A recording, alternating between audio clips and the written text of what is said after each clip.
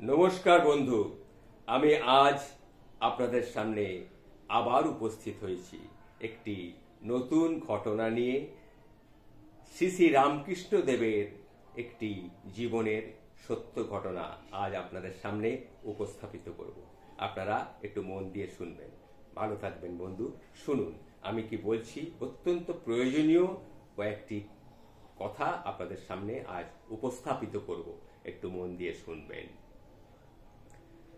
হুগলি জেলার কামারপুকুরের পশ্চিমে দেরে গ্রাম। সেই গ্রামে বাস করতেন সদাচারী কুলীন ব্রাহ্মণ শ্রী রামচন্দ্রের উপাসক শ্রী মানিক রাম চট্টোপাধ্যায়। তার 4 সন্তান, যথাক্রমে ক্ষুদিরাম, রামশিলা, নিধিরাম ও রামকানাই। জমিদারের কথা মতো মিথ্যা সাক্ষ্য দিতে রাজি না হওয়ায় তিনি দেরেক গ্রাম ছাড়তে বাধ্য হন এবং রঘুবীরের বিগ্রহ মাথায় করে নিয়ে তিনি দেরেক গ্রাম থেকে চলে আসেন কামারপুকুরে। তাদের প্রথম পুত্র ক্ষুদিরামের বিবাহের অল্পকালের মধ্যেই পত্নী বিয়োগ হয়। এরপর 1205 সালে তিনি আবার দ্বার পরিগ্রহ করেন। তার দ্বিতীয় পত্নীর নাম চন্দ্রাবতী দেবী। 1211 সালে তাদের প্রথম পুত্র রামকুমার, 1216 সালে তাদের কন্যা কাত্যায়নী এবং 1231 সালে দ্বিতীয় পুত্র রামেশ্বর জন্মগ্রহণ করেন। 1241 সালের শেষ দিকে ক্ষুদিরাম চট্টোপাধ্যায় গয়াধামে যান পিতৃপুরুষের উদ্দেশ্যে পিণ্ডদান করবার জন্য। সেই দিন সেই রাত্রে তিনি স্বপ্নে দেখেন এক দিব্য পুরুষ তাকে বলছেন, ক্ষুদিরাম, তোমার ভক্তিতে আমি পরম প্রসন্ন হয়েছি, তাই পুত্র রূপে তোমার গৃহে অবতীর্ণ হয়ে আমি তোমার সেবা গ্রহণ করব। এদিকে পরদিন চন্দ্রা দেবী প্রতিবেশীর এক কন্যা প্রসন্নময়ী এবং ধনির সাথে যুগীদের শিব মন্দিরের সামনে দাঁড়িয়ে কথা বলছিলেন। এমন সময় তিনি অনুভব করলেন ভগবান শিবের অঙ্গ হতে এক দিব্য জ্যোতি নিঃসৃত হয়ে বায়ু তরঙ্গের আকারে প্রবল বেগে তার উদরে প্রবেশ করল। তিনি অচৈতন্য হয়ে পড়লেন। কিঞ্চিত সুস্থ হলে তিনি বুঝতে পারলেন তিনি গর্ভবতী হয়েছেন। তখন তার বয়স 45 বৎসর। এরপর এলো সেই শুভ দিন, 1242 সালের 6ই ফাল্গুন, ইংরাজি 1836 খ্রিস্টাব্দ 17ই ফেব্রুয়ারি, শুক্লপক্ষ বুধবার, রাত্রি 31 দণ্ডে রবি, চন্দ্র, বুধ একত্রে মিলিত হয়ে ক্ষুদিরামের কুঠিরাঙ্গন শুভ শঙ্খধ্বনি এবং উলুধ্বনির মাধ্যমে দিগন্ত মুখরিত করে মহাপুরুষের আবির্ভাব বার্তা ঘোষিত হলো। সঙ্গে সঙ্গে চারিদিকে উলুধ্বনি, শঙ্খধ্বনি এসব বেজে উঠল এবং সেখানে জন্ম নিলেন একটি বালক। বালকের কোষ্ঠীতে লিখিত ছিল তমরাশ্রিতং নাম শম্ভুরাম দেব শর্মা, প্রসিদ্ধ নাম গদাধর চট্টোপাধ্যায়। এর কিছুদিন পর 68 বছর বয়সে ক্ষুদিরাম অমর ধামের উদ্দেশ্যে যাত্রা করলেন। মাত্র 8 বৎসর বয়সে গদাধর পিতৃহারা হলেন। এদিকে 1260 সালের 8ই পৌষ জয়রামবাটির রামমুখুজ্জের বাড়িতে মা সারদা দেবী জন্মগ্রহণ করেন।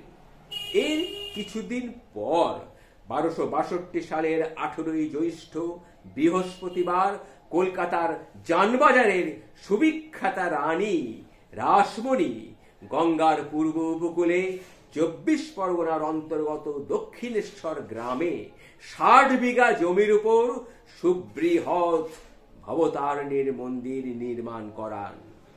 শ্রী শ্রী রাধাকান্ত জিউর মন্দির, দ্বাদশ শিব মন্দির, গঙ্গাবতরণ ঘাট ও চাঁদনী 9 লক্ষ টাকা ব্যয়ে মাত্র 8 বৎসরের মধ্যে তিনি নির্মাণ করিয়েছিলেন। রানী রাসমণি ও জামাতা মথুরা মোহনের বিশেষ অনুরোধে রামকুমার মা ভবতারিণীর প্রতিষ্ঠা পূজা এবং পৌরোহিত্য কর্মে ব্রতী হয়েছিলেন।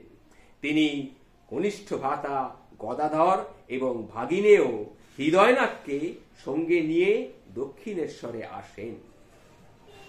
এর কিছুদিন পর শ্যামনগর মূলাজন নামক স্থানে গিয়ে রামকুমার মৃত্যু মুখে পতিত হন।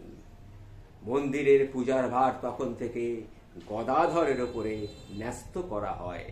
একদিন ঠাকুর গদাধরের এবং মা ভবতারিণীর সামনে ঠাকুর গদাধর মা ভবতারিণীর সামনে বসে মাকে ডাকছেন, মা, মাগো, এত করে তোকে ডাকলুম, তোর জন্য এত কাঁদলুম, তবু তুই আমায় দেখা দিলি নি মা। দেখা দে মা, দেখা দে, শুধু একটি বার আমাকে দেখা দে মা, শুধু একটি বার আমাকে দেখা দে। দেখা দে মা, দেখা দে, দেখা দে মা ভবতারিণী। কত জনায় দেখা দিলি, আমায় কেন দিলি মা? দেখা দে মা, দেখা দে। মা, মাগো, আমি যে তোর জন্য কেঁদে কেঁদে সারা হয়ে গেলুম মা, তবু তুই আমায় দেখা দিলিনি। দেখা দে মা, দেখা দে। তুই তো কত জনাকেই দেখা দিয়েছিস মা, তুই তো রামপ্রসাদকেও দেখা দিয়েছিলি, তবে আমায় কেন দিলিনি মা? বল মা, বল, তবে আমায় কেন দেখা দিলিনি মা? বল। কেঁদে কেঁদে হলে সারা মা, মাগো, আমি যে তোর জন্য কেঁদে কেঁদে সারা হয়ে গেলুম মা, তবু তুই আমায় দেখা দিলিনি মা। কেঁদে কেঁদে হলে সারা, দয়া কি তোর হলো নি তারা? আমায় মা তুই ফাঁকি দিয়ে দূরে সরে আর থাকিস নে।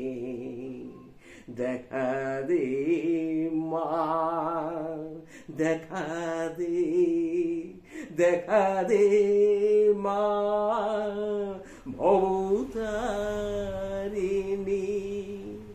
কত জনায় দেখা দিলি, আমায় কেন দিলি নি মা? দেখা দে মা, দেখা দে, দেখা দে মা, দেখা দে মা, দেখা দে মা, দেখা।